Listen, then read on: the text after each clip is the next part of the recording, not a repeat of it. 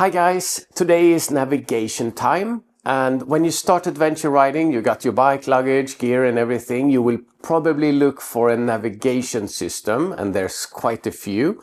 You will want to plan your trip perhaps and navigate those routes on your bike, be able to route on the fly and yeah, everything like that. And there's quite a few systems to choose from. And I'll take you through the progress of going from beginner level up to the full Monty Pro level.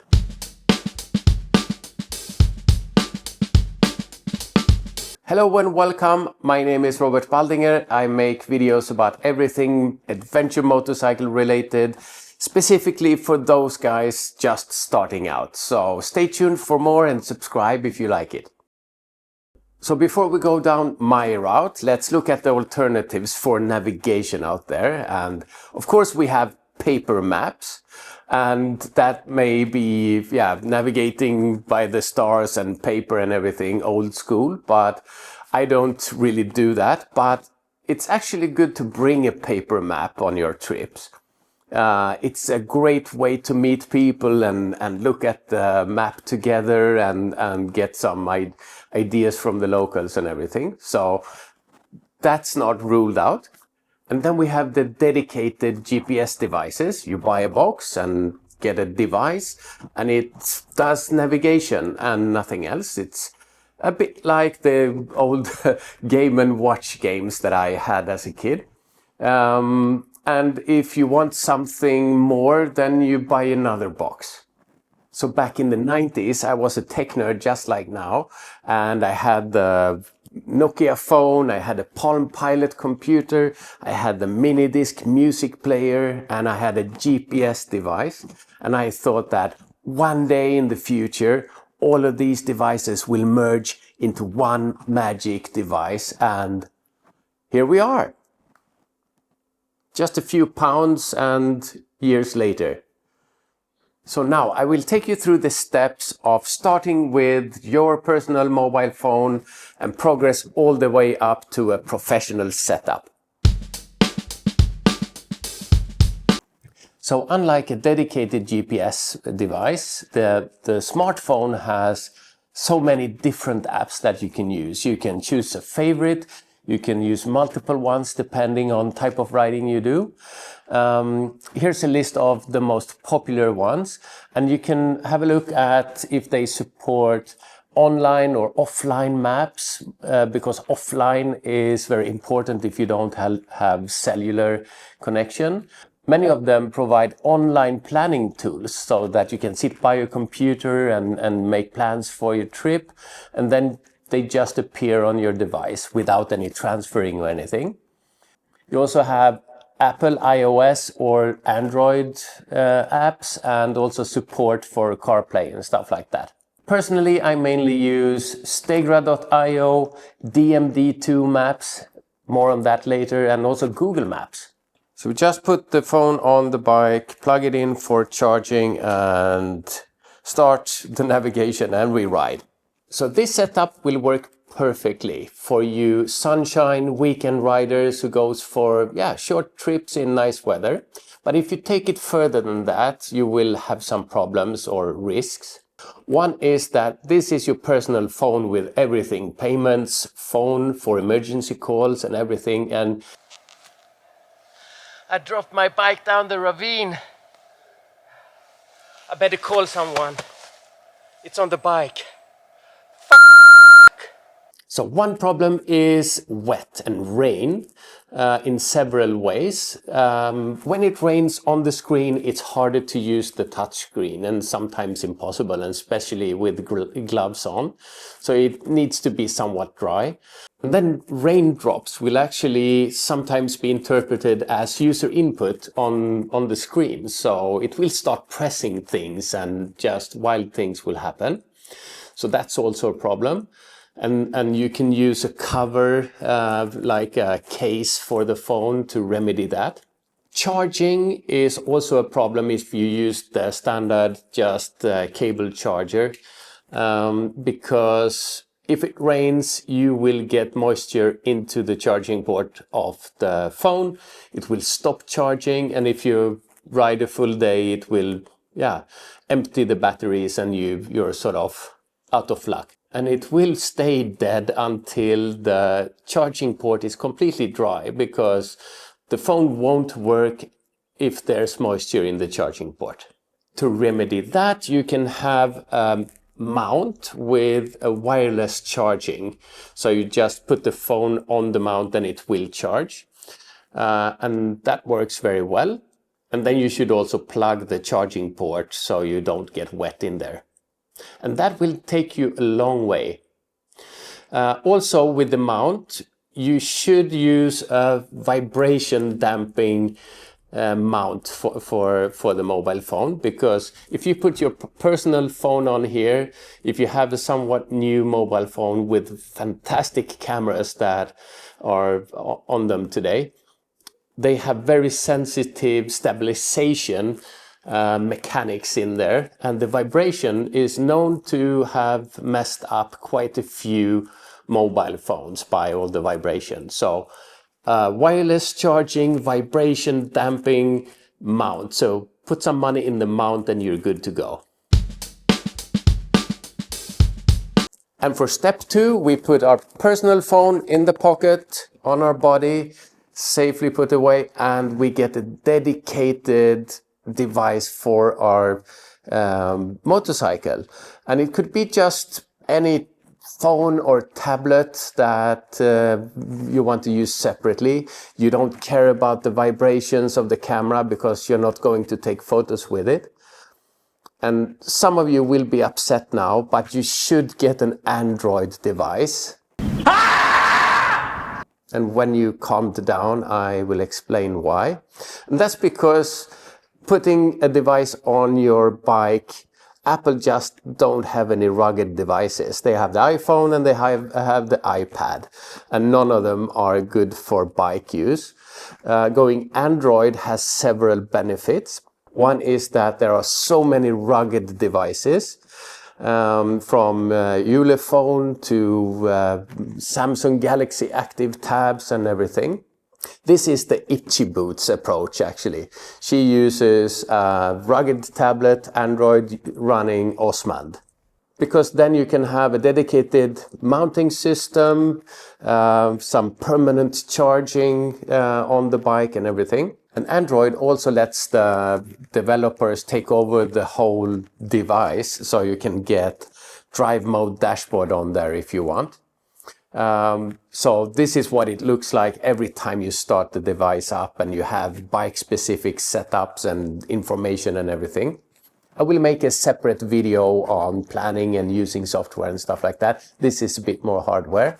I also want to mention, while we're at this stage, putting your phone in the pocket, you can also use some sort of CarPlay device. There are separate CarPlay devices.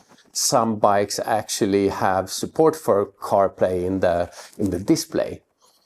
So what that does is mainly what you have on your phone will be mirrored on the screen. So a copyright device, for instance, doesn't do that much on its own. You can use your phone through that screen. I'm not a personal fan of that because I like to use certain apps for navigation, and not all of the navigation apps are available to be used on the CarPlay systems, and those that do can be somewhat buggy and so on.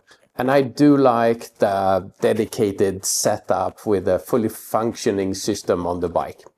But using any Android tablet, like the Samsung Galaxy Active Tabs, for instance, still leaves a problem with water drops, because they're just not made for this type of usage. They're rugged tablets, water protected and so on.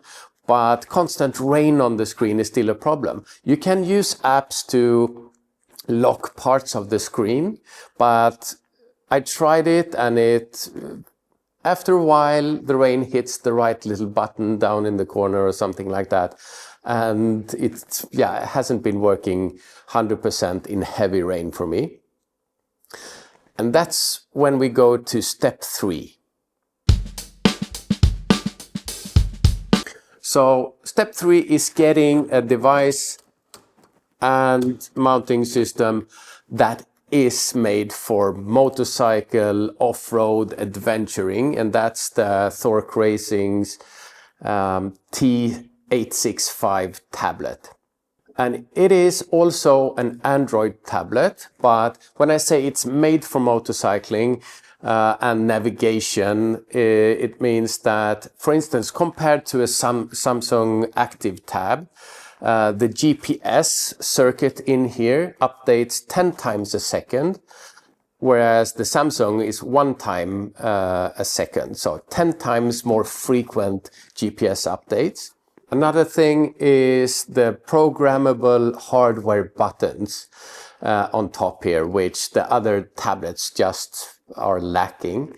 And I programmed one of them to this unique feature to lock the screen. And it's unique in the way that it actually turns off any input. There's no way to activate the screen now except for pressing the hardware button again. And that really rules out any rain problems if that's what you want. It also comes with DMD2 installed, which means I have all the maps, road books, and a lot of features. I won't go into exact details on that in this video, but it has everything you need for navigating and this dashboard. And since it's Android, you can also use any other app or navigation app that you want. So you have the versatility there, and I can have the weather and satellite images and stuff like that. So I can customize it. And I've also programmed the hardware buttons here. If I want to use a different type of navigation, I programmed this to use Stegra, DMD2, Stegra. I can just switch between whatever navigation systems that I want, or even roadbook rally, navigation like that. You can buy DMD2 as a software to use on any phone or tablet which is Android, but getting the T865 has lifetime. It's pay once and you have the software and the hardware forever. It also comes with a full installation kit. So you have the power harness with bayonet connectors, and just easy to install. As with another tablet, you will have to sort out the mounting yourself. So, ready for the last pro or nerd step, taking this all the way to its full potential. And that's when you have this set up already, the device, the screen, but now you can start adding modules to it. And the first one is my absolute favorite, the handlebar controller. The handlebar controller, this is from Thork Racing, the DMD Remote 2, and there's other brands and models that can be used, but I really like this one. It has the joystick on top, 2 buttons, and this is a good one using for zooming the map or for roadbook scrolling scrolling the roadbook. And using the handlebar controller becomes second nature. You just think of something on the map and you move around, you zoom, you switch between pages and navigate and everything just using your thumb. And it's a game changer once you start using that. And this also means that you can keep your screen locked from rain or whatever all the time and only use the handlebar controller. And another accessory that you can get is the ODB reader from Thork Racing also. You can use other brands, but this is also dedicated for this system with the update frequency and auto turn off or shut off, and so it doesn't drain any battery and things like that. So that's good. And that allows bike ECU data to be used in the DMD system. So let's start the bike and see.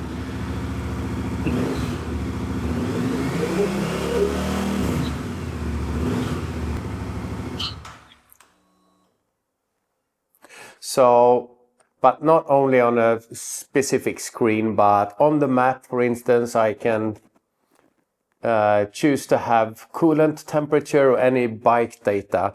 Different bikes allow for different data to be used and displayed, but I can, use that pretty much wherever I want. This is on the dashboard. I have the coolant temperature on the device there. I can, so that's nice. You can also look up error codes and clear them if you're on the road and see something. And on the tires here, I have the little cork, the TPMS cork. You just screw it on as a normal valve cork there, and same thing on the rear wheel. And with that on there, I can get the tire pressure on the screen. So I have 1.8 in the front and 2.2 in the rear. I can also see that and put that information here on the map. I also see the tire pressure up here in the top of the screen. In all pages where I am, I can see the tire pressures. So there it is. I enjoy this system because it's so modular. A lot of things are happening, being added, and new possibilities and things to try out. I hope you enjoyed it and learned something perhaps. And Garmin and CarPlay devices and everything, they are still in business because some people prefer that route, and also paper maps. So this is my way, and take what you want from it. We'll continue with something in the upcoming episode. So don't forget to like and subscribe and all of that if you haven't already. Helps me a lot. And see you in the next one. And you think this is easy? Just look at this. It can be a pain. Hi guys. And I was a kid. No. Hi. Hello, my name is Rob. So before we go down my route, let's have a look at the alternatives that's out there. Men vad fan? And then we have the dedicated